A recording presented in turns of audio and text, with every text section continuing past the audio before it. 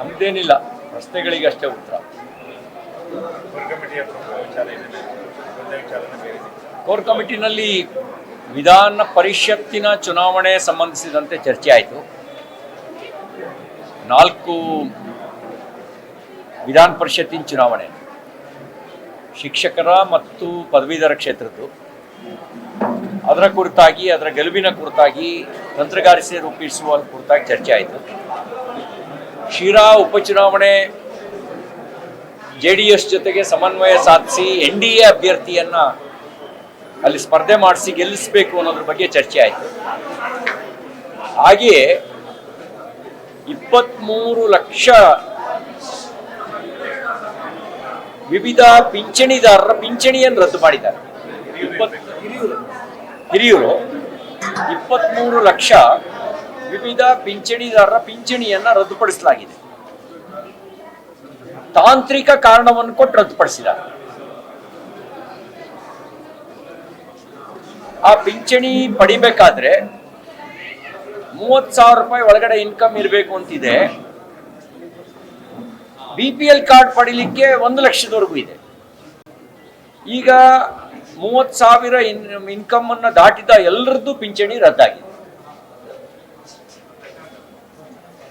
ಇದರಿಂದಾಗಿ ಅಸಹಾಯಕ ಅಂಗವಿಕಲರು, ವಿಧವೆಯರು, ವಯೋವೃದ್ಧರು ಸಂಕಷ್ಟಕ್ಕೀಡಾಗಿದ್ದಾರೆ. ಇದನ್ನೇ ನಂಬಿಕೊಂಡು ಮನೆಯಲ್ಲಿ 4 ತುತ್ತು ಅನ್ನ ತಿಂತಾ ಇದ್ದವರು ಇವತ್ತು ಅಸಹಾಯಕ ಪರಿಸ್ಥಿತಿಯಲ್ಲಿ ನರಳ್ತಾ ಇದ್ದಾರೆ, ಹಿಡಿಶಾಪ ಆಗ್ತಾ ಇದ್ದಾರೆ. ಈ ವಿಷಯವನ್ನು ಕುರಿತು ಹೋರಾಟ ಮಾಡಬೇಕು ಅಂತ ಹೇಳಿ ಚರ್ಚೆ ನಡೀತು. BPL ಕಾರ್ಡನ್ನು ಅವೈಜ್ಞಾನಿಕವಾಗಿ ರದ್ದುಪಡಿಸೋ ಕೆಲಸ ಮಾಡಿದ್ದಾರೆ. ಬ್ಯಾಂಕಲ್ಲಿ ಸಾಲ ತಗೋಬೇಕು ಅಂದ್ರೆ ಇನ್ಕಮ್ಮು, ಸಿಬಿಲ್ ಸ್ಕೋರು ಕೇಳ್ತಾರೆ. ಆ ಸಾಲಕ್ಕಾಗಿ ಸಿಬಿಲ್ ಸ್ಕೋರ್ ಜಾಸ್ತಿ ಮಾಡ್ಕೊಂಡವನು, ಇನ್ಕಮ್ ಜಾಸ್ತಿ ತೋರಿಸ್ಕೊಂಡವನು, ವಾಸ್ತವಿಕವಾಗಿ ಇನ್ಕಮ್ ಇಲ್ಲ, ಅವ್ರ BPL ಕಾರ್ಡ್ ರದ್ದಾಗಿದೆ. ಈ ಎಲ್ಲ ವಿಷಯವನ್ನ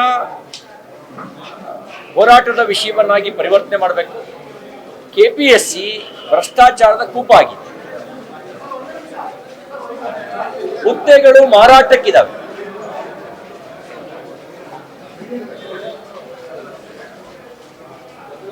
KPSC ಅದನ್ನ ಪಾರದರ್ಶಕವಾಗಿ ಮಾಡುವ ರೀತಿಯಲ್ಲಿ ಪ್ರಾಮಾಣಿಕವಾಗಿ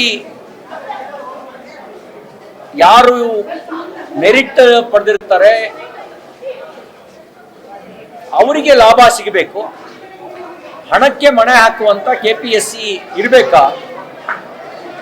ಇದರಿಂದ ಉದ್ಯೋಗಾಕಾಂಕ್ಷಿಗಳಿಗೆ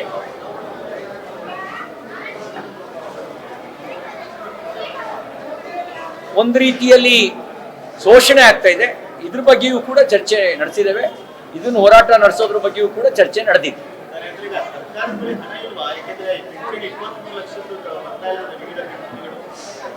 23 ಲಕ್ಷ ಪಿಂಚಣಿ ರದ್ದುಪಡಿಸಿದ್ದಾರೆ, BPL ಕಾರ್ಡ್ ರದ್ದುಪಡಿಸಿದ್ದಾರೆ. ಇದು ಸಾಲದು ಅಂತ ಗಾಯದ ಮೇಲೆ ಬರ ಇಳದಂತೆ ಈಗ ಒಳ ಮೀಸಲಾತಿ ಕುರಿತಾಗಿ ಎಡಗೈ ಬಲಗೈ ಅವರು 100 ರೂಪಾಯಿ ಬಾಂಡ್ ಪೇಪರ್ನಲ್ಲಿ ಡಿಕ್ಲರೇಷನ್ ಕೊಡಬೇಕು, ನಾನು ಯಾವುದು ಅಂತ. 100 ರೂಪಾಯಿ ಬಾಂಡ್ ಪೇಪರು, ಆಮೇಲೆ ಅದನ್ನ ಅಫಿಡವಿಟ್ ಮಾಡಿಸುವ ಖರ್ಚು, ಇದೆಲ್ಲದೂ ಅನಗತ್ಯ ಹೊರೆ ಆಗ್ತಾ ಇದೆ. ಅದನ್ನ ತಕ್ಷಣ ರದ್ದುಪಡಿಸಬೇಕು. ಅನಗತ್ಯ ಹೊರೆ ಅದು. ಒಂದು 200 ರೂಪಾಯಿ ಖರ್ಚಾಗತ್ತೆ. ಅವ್ರ ಹತ್ರ ಈಗ ಆಲ್ರೆಡಿ SC ಸರ್ಟಿಫಿಕೇಟ್ ಇದ್ರೂ ಕೂಡ ಅವರು ಒಳ ಮೀಸಲಾತಿ ಕುರಿತಾಗಿ ಅವ್ರ ಬಾಂಡ್ ಪೇಪರ್ನಲ್ಲಿ ಅಫಿಡವಿಟ್ ಕೊಡಬೇಕಾಗಿದೆ. ಇದೆಲ್ಲವೂ ಅನಗತ್ಯ ಶೋಷಣೆಗೆ ಕಾರಣ ಆಗ್ತಾ ಇದೆ. ಸರ್ಕಾರ ತನ್ನ ಖಜಾನೆಯನ್ನು ತುಂಬಿಸ್ಕೊಳ್ಳೋಕ್ಕೆ ಬೇರೆ ಬೇರೆ ಮಾರ್ಗವನ್ನು ಹಿಡಿದಿದೆ. ಅದರಲ್ಲಿ ಕ್ಯಾಸ್ಟ್ ಸರ್ಟಿಫಿಕೇಟು ಒಂದು ಮಾರ್ಗ, ಇನ್ಕಮ್ ಸರ್ಟಿಫಿಕೇಟು ಒಂದು ಮಾರ್ಗ, ಅದಕ್ಕೆ ಅಫಿಡವಿಟ್ ಕೊಟ್ಕೊಳ್ಬೇಕು ಅನ್ನೋದು ಒಂದು ಮಾರ್ಗ. ಪಿಂಚಣಿಯನ್ನು ಕೊಡಕ್ಕಾಗದೇ ಇರುವಂತ ದುಸ್ಥಿತಿ ಸರ್ಕಾರಕ್ಕೆ ಕಾಡ್ತಾ ಇದೆ.